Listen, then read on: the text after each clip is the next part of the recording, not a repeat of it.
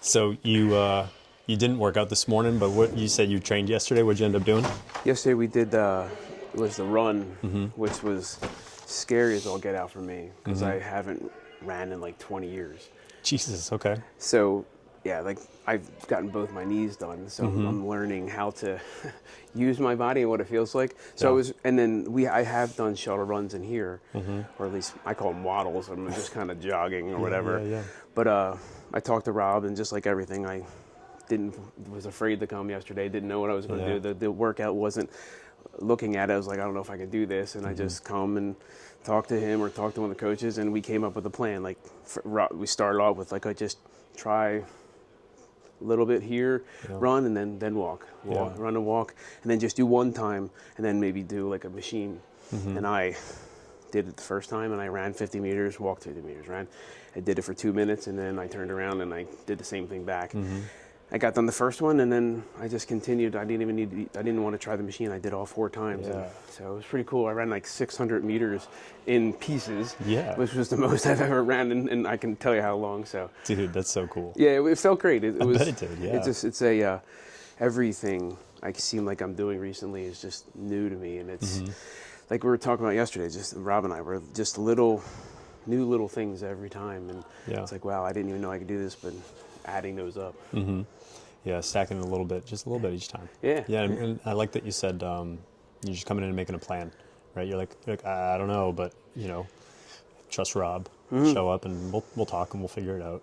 That's what I never understood about this. When I started coming here, the fear of coming here was I didn't understand that it was that scalable. To scale, I mean, I could see some kind of scale, but I didn't think it could scale to somebody who didn't know anything. Yeah. And that was what the light switch, whatever, coming in here and being that flexible, and just people being so like understanding. Like you get a preconceived notion, contempt prior to investigation of what you think it is, and then you come in and the coaches and the people, they just whatever works for you, and the whole idea of just scaling it to what is something that you want to try to accomplish. And I didn't get that, and that's been my entire journey here, is just little things I'm learning and scaling, and being in class with somebody who's lifting 300 pounds and I'm lifting 45 pounds.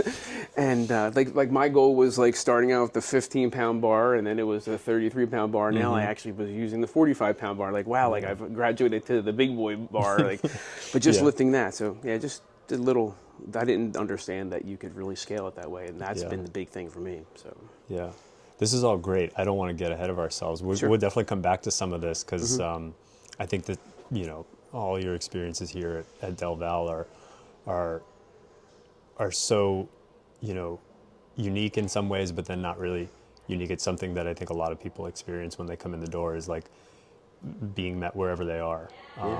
So why don't we start, like, introduce yourself? Sure. You've been a member here for how long, and then you're local, you grew up around here, so tell us a little bit about yourself, Tom. So Tom Cocco, I grew up in Drexel Hill, and not far from here. I live in Springfield now, so kind of a Delco guy most of my life, other than just a brief stint at Westchester when I went to Westchester University. But been DelVal since August, so like 8 months.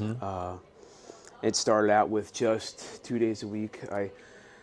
I came in here, a friend, Tommy O'Leary, is a member, and he introduced me to Rob, and then Rob went 2 days a week, and then started 3 days a week, now 4 and 5 days a week. So now there's some connections there with like Tommy and a couple other members. You were involved coaching, right? Youth sports when, some of these members were in the youth sports that you were coaching, right? Yeah, so like locally, I grew up in Drexel Hill, and around here in Delco, a lot of people follow the CYO parish Catholic school path, and that was me. So I grew up in Drexel Hill, one of four boys, and we all went to St. Dorothy's, which is in Drexel Hill. And I played sports at St. Dot's. What did you play? Football, and a little bit of baseball, and then ran around in intramural basketball. And I've always been heavy my entire life. So it's football. Like was the one sport I could gravitate to because it was that one sport that where being bigger, slower, there were places on the field you can find. Yeah. So like being an offensive lineman was kind of my like slide right in as a kid. Yeah. So I was there, and then after college ended, I was back. You said you went to Westchester? Yeah, went to Westchester. Did you play football at Westchester? No. Okay. Yeah, it's my like in sports. I was thinking about it not too long ago. I love sports, but as a kid, my weight was always like this limit for me. Like I struggled with my weight. I've struggled with my weight my entire life, and it was even as a kid. Young kid, and it's kind of been this sliding scale as I was somewhat active, whether it was playing street hockey or stickball or playing organized sports in the neighborhood. I was lucky, so I have 3 younger brothers, so there's a lot of boys in my house. So you're the oldest of the 4? I'm the oldest of 4. Okay, yeah.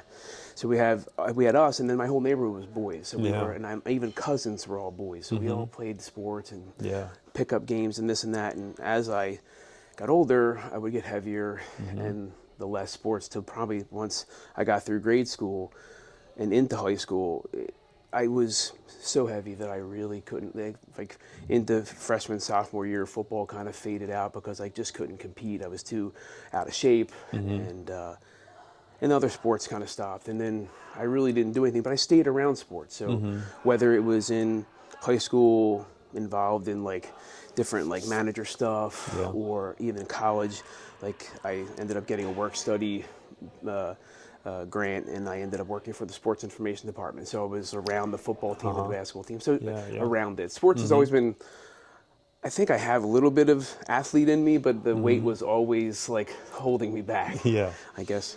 I don't know if that makes sense. No. And so then once you graduated Westchester, you stayed locally and started working. And what have you done for work since graduating? So never graduated. So I left school. I was there for a long enough time, which I probably should have graduated. But me and the beer became a little too much. So that was kind of my exit out of school. But I fell into like the technology world. Like I left school and I got a job working for like a company that sold cell phones locally in Springfield as a customer service rep. Started out there and kind of had an open mind and always asked, hey, I'd like to learn, and went from that to like more technical stuff. Transitioned, left that job or got laid off, and then I ended up with this company now that I've been with for 28 years. We've been purchased over years. But it really kind of fell into more of a technical salesperson role. So that I've been doing probably for the last 15 years. Okay. And I just kind of, I call it I'm the conscience of the sales team. So like they sell stuff and I make sure it works. It's kind of my deal. And so from going from work into like where you are today, and you're still working at this company, and now you have this new thing that you're spending all your time doing, right? How often would you say you're coming in to train, whether it's one-on-ones or a group class? So it's a one-on-one. I transitioned from 2 to 1. So I was doing 2 days a week, Mondays and Fridays. And that's how you started. That was like first. Okay, we're gonna do this twice a week. Yeah, I came in, did my first kind of like introduction, talked to Rob, and I didn't even think. I like I said earlier, like asked Tommy. So I got this has been a journey for me over the last 4 years, but I got my knees replaced. So both my knees I had total knee replacements in August of 24, and then this one in February of 25. Okay. And I was so you're just over a year past this right knee. Yeah, the right knee was his birthday is Valentine's Day. My right knee. This is August 9th. All right. But I just gotten to a point, and this is where like I've been on this weight loss kind of journey for like 4 years. In the spring of 22, I've like I said, struggled with my weight for my entire life. I had gastric bypass surgery 20 years ago. I was like 525 pounds, and I had gastric bypass surgery in my late 20s. I lost a bunch of weight following the surgery. And then it's more than just the food intake. I'm an addict by brain. My brain is just that way. I eat anything else I take to excess. Balance is tough for me. Yeah. So it would put all the weight back on, Yeah. and then over the years until in the spring of 22, I was pushing 500 pounds. I was like a couple pounds before 500. I was like 498 or something like that, and I needed to do something. So I started again on my own, trying intermittent fasting, Yeah. and went down. I lost a bunch of weight. Some family stuff happened. My mom got sick. She ended up passing away. I put a lot of that weight back on. And then I started this whole thing of knees and got them replaced. But anyway, going back to Tommy gave me the doc cleared me at 6 months from this knee that I've always done like pool exercise or something that I can try to stay active. Like I had to do that to get the knees done to show like PT wise that I could do some stuff, but I couldn't really do much land exercises. Okay. My weight was beginning to creep back up during the recovery from this knee, and I talked to my surgeon, and he cleared me to do some kind of land exercise.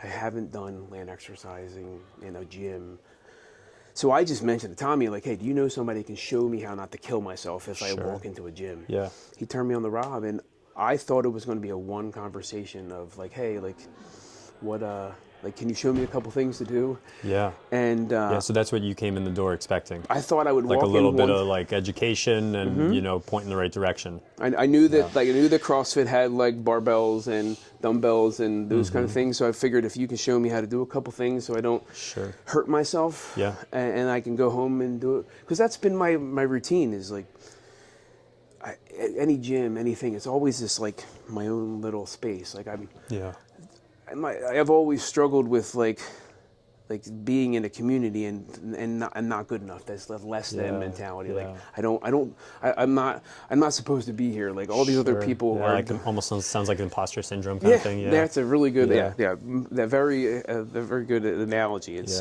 I've always felt that way, and especially when it came to this type of stuff. Like, and I came in here, figured learn a couple things, and then I do it on my own. Yeah, and.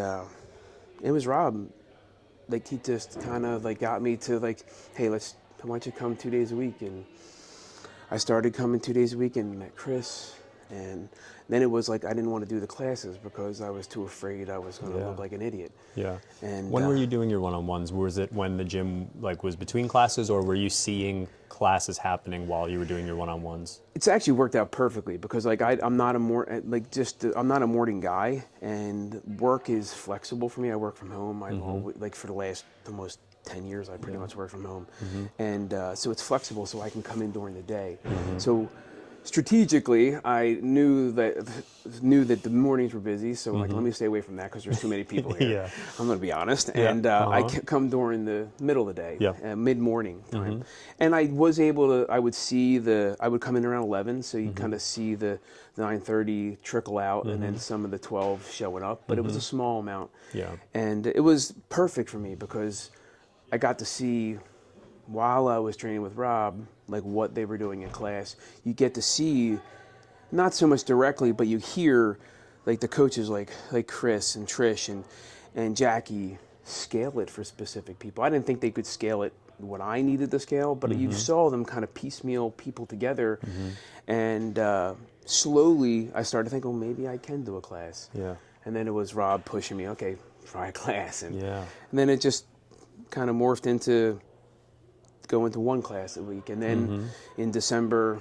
I went to 2 classes a week, and then I got Committed Club, and I got my awesome new sticker that I could put on my water bottle. That is so cool. I don't know how a sticker becomes a great thing. It's Dude, awesome. I don't know. Have you had a chance to listen to the other episodes? I did. Yeah. We are like 3 for 3 now, 4 for 4 with like talking about stickers in every single episode. It's just like such a small token that has just driven the gym in a really awesome direction lately. Yeah, I'm a podcast junkie. I love podcasts, so I've watched all 3. Oh shit! And, thank you. Yeah, these guys do a great job. I enjoyed them, all 3 of them, and but yeah, it was the sticker was like the thing, man. Yeah, Like I learned. I didn't even know that like one of the members, like Ray, I didn't even know he was the guy. And yeah, then he's making them. Yeah, creating them himself. That's so cool. Like that's again, it just shows you like why the podcast. I think why podcasts work, and the specific of this is you learn so much stuff, and that's why I find it so weird. Like you guys are asking me to be on the podcast. Like there are so many people here that have been. Like I met. There's a woman that Rob trains, I forget her name, like she's been here like for 14, 15, 16 years. A guy yesterday said he was been here 14 years. Like so many people have so much time here and so much more experience than I do. I don't know why I'm the one being interviewed. There's so many cool stories here. Yeah. It's like but yeah, it's interesting, and the stickers and all that kind of stuff. So yes, I ended up getting the sticker in December, and then I've got one. On Monday I got my 15 in, and I'm going to hopefully get my March sticker. So yeah. Now, so what does it look like for you now? Are you coming to one-on-ones with Rob once a week? How often are you coming to class? And what class are you taking? I'd love to take class with you. I originally was doing 2 times with Rob, and I think we're now we just in March went down to 1 day a week with him. So I'm doing Mondays with him during the day at 11.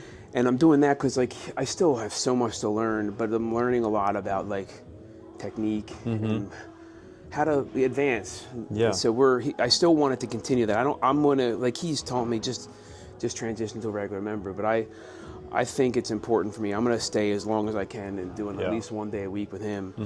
And then Tuesday nights with Rob, usually 4:30, and then doing like Wednesday day off. Thursday and Friday during the day, either the 9:30 or the 12, and then Saturday. I try to come in. I've been doing it depending on how my body feels. Like I'll do the class. If I don't do the class, I'll just do like get on the bike. And I've been struggling. Like it's something I use the analogy of like my body is like it used to be like this home that like where people just lived in 2 rooms and like one light was on. This big house, but they only lived in like one little part. Yeah. And now that I've got the 2 new knees and I'm here, I'm finding all these rooms in the house that I've never been in before, and I'm turning on lights and like I don't know if they're working or not. Like so like all these things of my body that I don't even know that ever happened before. Yeah. And I have like I separated my shoulder in college, and I struggle with any weightlifting over my head, and so Rob gave me some, actually another thing too, like I don't know her name, but there was a member who was here and during the day, and she was on the bike, and I guess she's a physical therapist, and Rob talked to her, and she looked at it and like what I was going wrong, and it looked like some kind of rotator cuff thing, and so they gave me some exercises. I went to my doctor, got an x-ray, and it turns out I have like arthritis in my shoulder. So I come on Saturdays and I just do a little overhead stuff, just trying to try to strengthen that. So that's kind of what I've been doing. So 5 days a week is what I'm usually at. That's fantastic.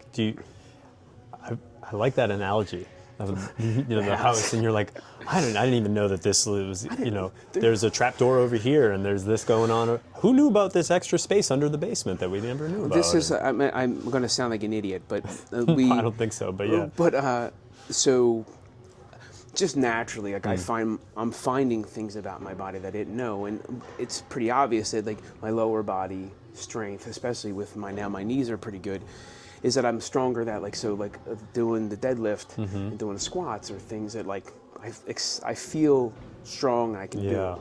And so Rob was away, and I was working with Chris, and I did a deadlift, and we worked on a max. Yeah. And I think I saw that video about 200, 205. Something like that, yeah. And congrats on that. That was cool. That is cool. Yeah, hell yeah. But a couple days later, like my butt and my thighs, like the back of my thighs, were like so sore. Yeah. And I just said to somebody like, man, I didn't know like I thought like I hurt something, and someone said like probably your glutes are just. And I didn't even know that. I heard of a glute, but I didn't know you had a muscle in your ass. So I didn't even know that was there. Like I thought it was just your butt. I didn't know there was actual muscle back there. Yeah. So like now I even know where muscles are positioned in your body. I've heard of a glute. I think I've heard something about your glute, and I'm like, I thought the glute was something back there, but I had no idea it was your butt. So. But so the learning things about like I didn't even know. Yeah. So, you're cracking me up, dude. This is great. So what what changes? I mean, like you mentioned 500 and like you said 525 kind of before you had bypass surgery, and like you approached that number again later on. And where did you come in when you started doing the one-on-ones with Rob? Where are you now? What does that look like? Yeah, I mean, it's like I said, it's a journey. I started with when I was like 4 years ago. I was back to the. I don't know how to explain this. Like weight, I mean, I'm 52, and even then 4 years ago I was 48, and Sure. I know age-wise, you can just go on any like chat GBT AI and just say, hey, you're this amount of weight and you're this age. What's your percentage if you're going to live? Yeah. And when you see a number that's in the teens, like that's scary. Yeah. And then, but you live in this world where, and I've lived most of my adult life in this world where the weight just like traps you. Like you're in this place of like I can't. The heavier you get, the less you can do, but you can't do enough to lose the weight. Yeah. Because like walking up a flight of stairs, or like just getting out of a chair, or like having to go to the supermarket becomes this overwhelming task that you got to mentally prepare yourself to do. Like there were times 4 years ago when I would literally like sit in my basement and go, it's 11 o'clock at night, like I don't want to walk upstairs. Yeah. Like I can't sleep in bed for 6 hours, 7 hours and lay flat with I'm going to be sore, it's going to hurt. So your life just morphs into this place where you're either in pain or in worrying about pain. Yeah. And it's a shitty place to be. Yeah. But it becomes normal. And then I'm so lucky that like my family, my wife, my daughter, and everybody in my life, like they work with you, like, you know, and Yeah. but you still feel trapped, and then you feel like you're trapping other people. And it Yeah. becomes like a tough place to be. But I look at it, I don't know if I said this to you, but I've been through things in my life. Like I'm in recovery, and I'm 18 years sober, and I've gone through some of this stuff, and I understand that like the journey that we use an analogy that it's like there's a journey into the woods is very long to get in deep into the woods where you're really in a dark place. That doesn't mean that the journey is going to take time to come out too. So the journey out of the woods takes time, and you just have to be patient and do it one step at a time. And that's really what I've been trying to do with this. And it was slowly like just try to see if I can have a good day of eating, like try to intermittent fast, and like let's stay within my parameters. Let's try to pick some foods. Like luckily I got involved in this like weight management program from Mainline Health, and they were able to get me some like dietitian things and understanding food and protein and pushing more protein in my body and drinking water. I tried some of the weight loss medications, and unfortunately our insurance stopped covering it, so I had a year and a half I'm learning how to do it by myself again. But so the journey's been long, but it's a small steps. And then it was like working with insurance and getting my knees done, because I knew that I've always like my weight has come up and down, but to really get to a point where I can be healthy, I have to be somewhat active. And with two knees that have all this arthritis, and like they creak and crack, and I can't do anything, I had to get those addressed. Sure. So got them done, and then it was the next step was, okay, I got to start doing some exercises.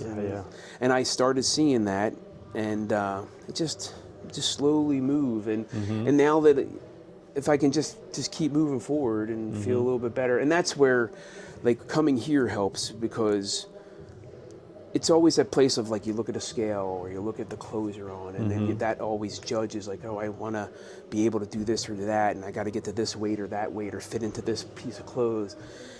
And coming here, it's like I feel good. Like there was a combination of like being with people who are, everybody here is going through their own path. Like I'm in a different path, and I'm like, just externally my path looks a little different because I look different, but everybody's going through their thing. Some people are here, or just you got in, you qualified for quarterfinals. Like everybody's on these paths that they're on. I mean, yesterday I saw like there's a girl, Danielle, she's like trying to like get a muscle up. Like there are people here that are trying all these things. Like Chris, like I've watched him. I come during the day, and like he like it's insane, like how strong he is. Yeah. But then he went through, like, he was hurt, and like you see him work through being injured and just coming, like just keep coming every day. Yeah. And just working, and that's what I've been trying to do. Is in coming to the gym, I feel better. Yeah. And I don't care about the weight. Yeah. The weight will come. It's just feeling better every day. Yesterday I ran, like, so that's a good thing. So everything you're saying is interesting, and I wonder if it's something that you've always. It sounds like it's not something you've always had as far as your mindset, right? And do you credit like your focus on almost like stacking the bricks and being consistent with what you've learned and who you've talked to since coming in here, or was it more of a transition that happened on your own before you got here? Because it doesn't sound like that was always where you were mentally. No, I think a lot has to do with, and I'm going to say here, I think here has just fortified my understanding of it. I just never found the place. Like, I'm going to give a shout out to your first podcast. Rob talks about the third place, right? Yeah. That is a big thing for me. Like, I'm lucky, like, I have that third place in a couple. I have a third, a fourth, and I can see this is like my fifth place now. Yeah, like, I coach kids. I love doing it. I've been doing it for almost 30 years. When I'm on the football field with those kids, that's my place. Yeah. Like, when I'm in recovery, that's my place. And I've been so, I don't know, like, there's shame in weight, like shame in looking different, feeling different. It's been my entire life. And the battle of trying to fight that weight has always been by myself. I've never had enough courage to, like, open up and be in a place where I'm trying to fight this battle and be along other people. Yeah. And there aren't many gyms where they're all fat people. So you had to go to a place where everybody is different. And I didn't think that place existed. Yeah. And I think what has happened is I've tried this mindset of, like, just stacking days, and then those stacking days and doing it here has been this, I think, a place. I'm not going to try to shoot myself in the foot, but, like, I'm in a good run right now where having this place to be able to come and have the encouragement. Like, yesterday I was almost dying running, and people are, good job, Tom. Like, dude, where do you find that? Like, I don't know where you find that. And that's why I'm sitting here. It's like, I don't know how to give back to these people that have just said good job, or, like, yesterday and a couple times, like, I'm the last one getting done in class. Yeah. And people are waiting for me to get done so that they can, like, put their stuff away. Like that is such a cool place to be. So yeah, it's just sitting here and trying to say how great this place is that's, if I can give back, that's what I was going to suggest. I think just you being really open and honest, like you've been in our conversation so far, talking about shame, talking about courage, talking about bravery. I mean, these are topics that you can't unpack in a 30-minute podcast, and you're giving it a go, and you're being really open and honest about what you've been through, and I think that there's value in everybody's story, yes, and I'm really glad we ended up sitting down to talk today, just because you've been wonderful to talk to and really open and honest, and I think that there'll be a lot of people that, you know, everybody has their struggles, right? And it might not look like a struggle to lose weight, but everybody has their struggles. 100%. Right? Shame and courage are, you know, experiences that everybody goes through. Yeah, we that's where I think it's like we together. Like, I think I fought my weight my whole life, but if I can do it with other people and help and have my family, the people here at the gym, like, you know, like, I think that's where sometimes we get so caught up in our worlds where if we don't open up and try to let other people carry us along and be along on the ride. Yeah. And I'm lucky, and thanks. I mean, again, like, I don't know, like, why I'm the one sitting here, but I think we all go through it. But you'll probably get the same type of stories from a lot of people as members as they hopefully they roll through here and do this podcast with you. Yeah. I just had a hunch. I saw you coming in and doing it on your own, and I knew you were somebody I wanted to talk to when I heard you had signed up for the CrossFit Open. Oh my God, I was so scared. Dude, exactly, but you did it. And that was when I asked Rob, had Tom signed up for the Open? And he goes, yes. And I said, okay, cool. Like he's on the list. Let's get him. Let's sit down, because, it takes a certain type of person to walk in the door and see thrusters and burpees and do them for the first time and be like, okay, I'm going to come back, right? And you kept coming back, and you came back even with, the added barriers of like you said, there are lots of people here who don't look like me, and I'm doing lots of things that look different from those people taking the group class, and I'm scared, and I'm looking at what's on the whiteboard, and I don't think I can do that. And you worked through all of those, and you're continuing to work through. It's not an arrival that you're at right yet, but like what you did then was, instead of saying, I'm going to stay in my box and do my one-on-ones with Rob, you said, I want to double down on this, triple down on this. I want to be in a group class. I want to do this thing called the Open, where I'm going to do this competition, thousands of millions of people doing around the world. Like, I want to be a part of that. Well, I'm going to say, so I said I would do it. I was going to do the Open, and I'm going to be transparent. And this is, I was pulled through this very. Did you get bribed with some stickers or what? No stickers.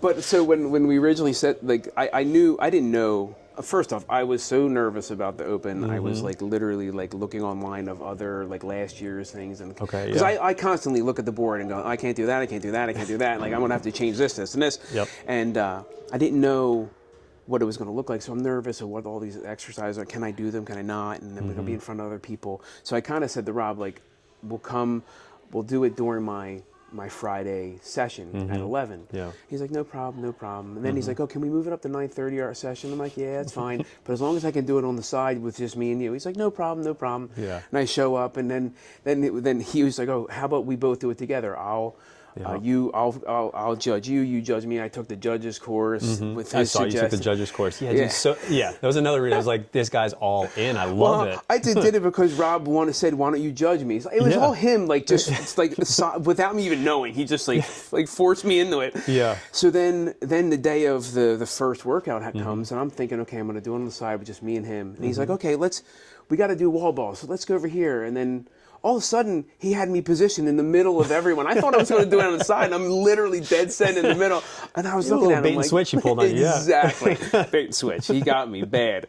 But it was like just like you said, like I've been through this, but it's been the whole community. Like I wouldn't have been doing it in front of everybody and going and doing it if I wasn't kind of like coerced without me even knowing in there. So it's as much as me being like you guys said in your first podcast, and I'll be the believer to the end, is like anyone that's coming here, just show up. Yeah. And just show up in the community, whether you want to or not, will show you a path that works for you. And that's what I've seen. So.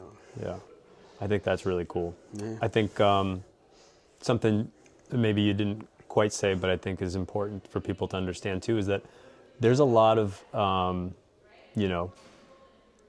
self-focus when you're coming in the gym and you're like, oh, my shoulder's not feeling good, my rotator cuff's not great, how am I going to do that thing?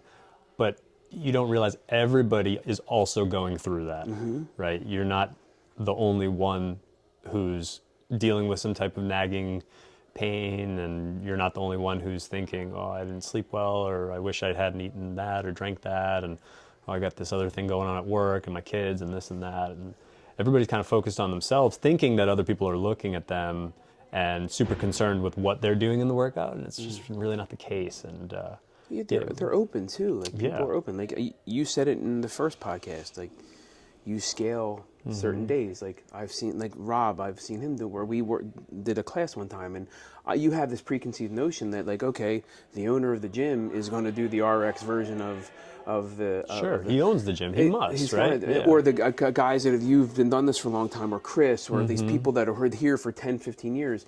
But everybody like has to, depending on the day, you see them, I'm going to scale this. Or like yesterday, people were scaling because they were sore from that, so they'll get on a bike. It's just people,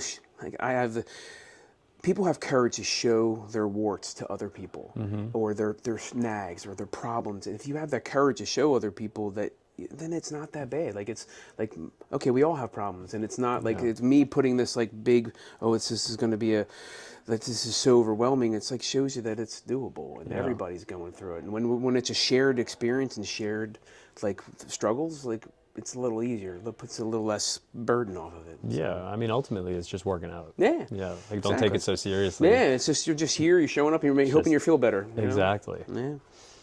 Well, I think that's probably a good place to wrap up today. It was really great talking to you, Tom. Man, I Talked appreciate about it. some really heavy topics, and I think that your openness and willingness to kind of talk about your experience coming in the gym and your experience in life is going to be something that a lot of people enjoy listening to.